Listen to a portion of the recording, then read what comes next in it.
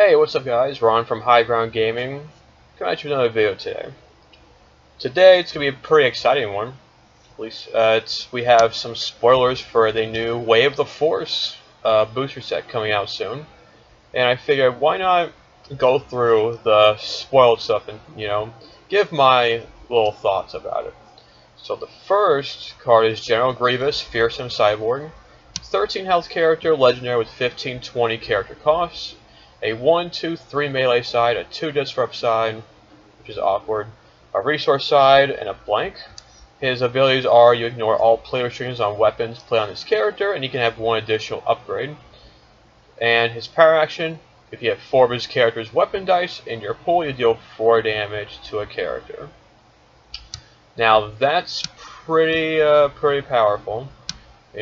Immediately the other General Grievous is going to trash. Unfortunately, yeah, they both have similar die sides, but the old Grievous had a pay side for his 3, while this 3 is, for free.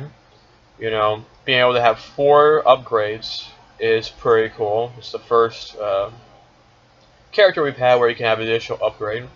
And ignoring player restrictions on weapons, immediately brings to mind blue weapons, because you will want to pair this most with a blue character, because blue has some of the best weapons. Maul Saber, Kyle Saber, that kind of stuff.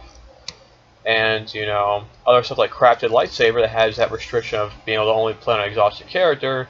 You can just play this for free on him and without him being exhausted, and you have more damage potential. The power action's neat, but his character dice alone do more damage than the power action. And if you get 4 weapons on Grievous and you're rolling out like insane damage, you're not really going to need the power action. I'd rather just resolve all the damage out there than do the 4, but it will come in handy. I think it's going to be like an endgame thing. If you try to excuse me, make your deck based around his power action, you're not going to have a fully optimized build, because just revolving around getting all these weapons on him and then hopefully getting the power action off is not really how I think he'll be made.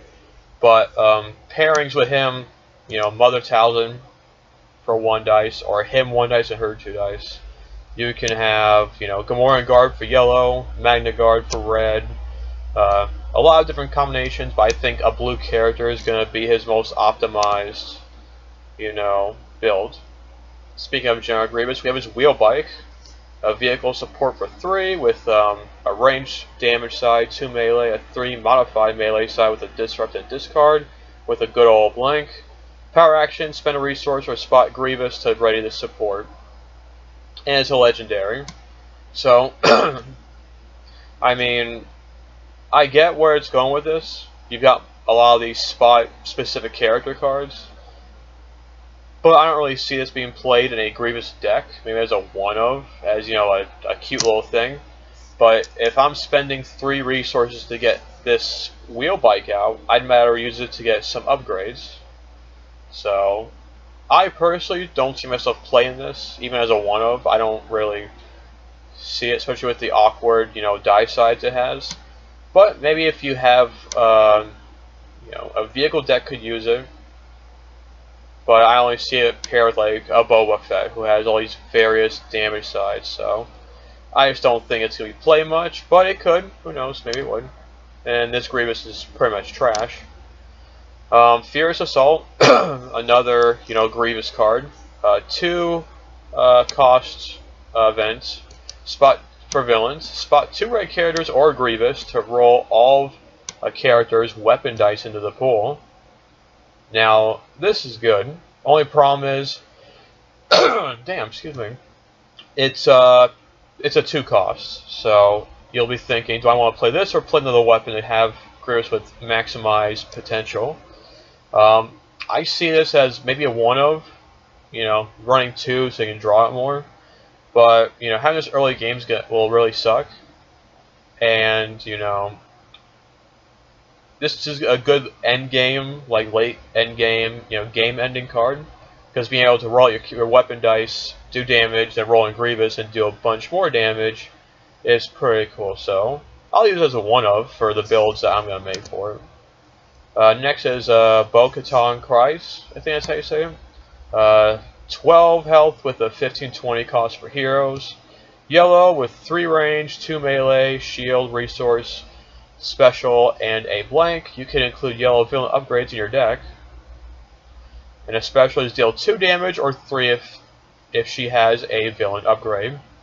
So immediately I start thinking, you know, heroes have access to a lot of the good, you know, yellow upgrades that they haven't been able to get. You know, the LL30 you can use on the hunts. You can use, you know, the mortar gun, boss mortar gun. You can even use Crime Lord if you're gonna make a hero Crime Lord deck, which you could. Somebody will. I think somebody's really gonna attempt that. It'll probably be annoying, but you know, she's the same cost as Sabine with 1 more health and 1 less damage, and you know, the same kind of damage. But you know, I think she'll be neat with the right pairing, but we'll just have to wait and see. Formidable, 2 cost yellow legendary upgrade with a 2 melee side, a shield, 2 shield, 2 specials, and a blank. Deal damage to a character. If it wasn't blocked by anything, you can move any weapon or equipment from that character to another character that your opponent has. So it's pretty much a legendary upgrade version of Cargo Hold if damage gets through. It has some cute interactions, it does, but you know, I'm not gonna play it. I just don't see myself using this. But I'm sure somebody will find some annoying deck to use it with. But for a legendary, it's like, is this going to be the rebel leader of the set? Who knows? Underhanded Tactics is another one of the yellow cards for yellow. Villain. 1 cost, +1/+1 range modifier, a discard, 2 specials and a blank. The specials deal indirect to an opponent, then you can resolve them on 1 of your dice. I guess you can special chain with some things for villains, but overall, for 1, it's decent to have a decent 1-drop upgrade. So I guess the mill side's okay. You know, the range sides are if you have range. So I don't know. You know, but having initial thoughts is one thing, but when I see some of the stuff played, I'll have more of an opinion. But it seems okay. Now here we go. Luke Skywalker, the Reluctant Instructor, old Luke from The Last Jedi. 12 health with a 12-15 character cost, a legendary. 1 focus, a shield, 2 shield, 2 shield resource, blank. His abilities are you can resolve the shields as melee, which is really good. And his power action moving a blue ability from him to another blue character. So this is probably the best Luke Skywalker we've had, because every other one has been, you know, the Awakenings Luke was okay until you realize his cost was not worth his ability and his dice were kind of poopy. The new Star deck Luke had potential, but you know, whatever. But I think this is gonna put, you know, a Luke deck into the forefront of the meta. You know, just having these shield sides gives you different options of what you can do. You can shield up, or you can, you know, just use it for damage. So you are able to get away from all the damage mitigation, like into the garbage chute and stuff. They can still do like, you know, spot removal for like dice for like a 2 or less die side. But a lot of the removal that's specific to damage, well, Luke completely avoids. So he has a lot of different applications, and his power action is pretty neat. You know, if you pass over like, you know, Makashi training, force throw, mind probe, that kind of stuff. For pairings, I think him with Rey 2 is pretty good. You know, all the shields that you'll be getting, all the shield cards you can use with all the different blue upgrades is pretty neat. Him and Aayla Secura, which can combo well with another card that's coming up that I saw. And yeah, you want to really like optimize him with a mono blue deck, because his power action won't work unless another blue character. unless you can find a 3-character deck with him in it, which, aside from draft, I don't see there being. But I do think Luke is going to be the Yoda of the set. He's going to be very, you know, not tough to find, but a little on the price side. So I'll definitely be getting a couple of him just to test them out. And yeah, 4-speed and whatever. This is the plot that I was alluding to when I saw him. It's like, wow, they're really going through with this. Built to last, which, depending on how you view things, this could be viewed in a very a dirty manner. You know, built to last, and there's somebody's like Luke's crotch or whatever. But it costs 4, which is a little steep. It's a blue neutral, so it's the it's the first color-oriented plot we've had. Each of your unique upgrades has redeploy. Very good. After you play unique upgrade, you may exhaust this plot to gain a resource. So not only do you give unique upgrades redeploy, but you can actually exhaust this after you play unique upgrade to gain a resource back from playing that upgrade. So you'll actually have this plot there for forever, because it'll like it'll ready during the upkeep. So it's very good. The 4, it's a little steep, so you might have to. So having a 16 cost, you know, character build is going to be, or 26, I'm sorry, for a character deck is going to be, you know, weird, but I'm sure there'll be combinations of it out there. Luke Skywalker's Lightning Rod is a upgrade equipment rare with a 2 cost, with 3 damage sides, 1 melee, a 2 melee, and a 2 melee with a shield, resource, and blank. While this is upgraded to Luke Skywalker, you can resolve the melee as shields. So you see the theme here. Luke's shield size on his character can be used for melee. The melee here can be used for shields. So you have different applications. You get a bunch of shields, get a bunch of damage in.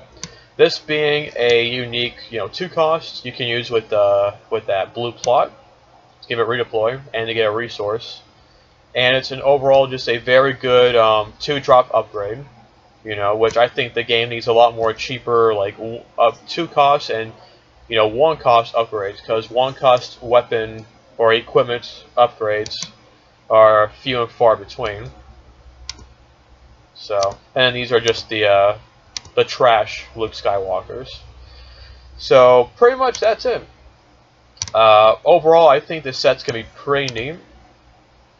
You know, on the box, if we examine the box, you got Snoke. So Snoke's going to be in this set, which is really cool. Someone took like a high-res picture of it. Leia is right here. General Organa from Last Jedi is here.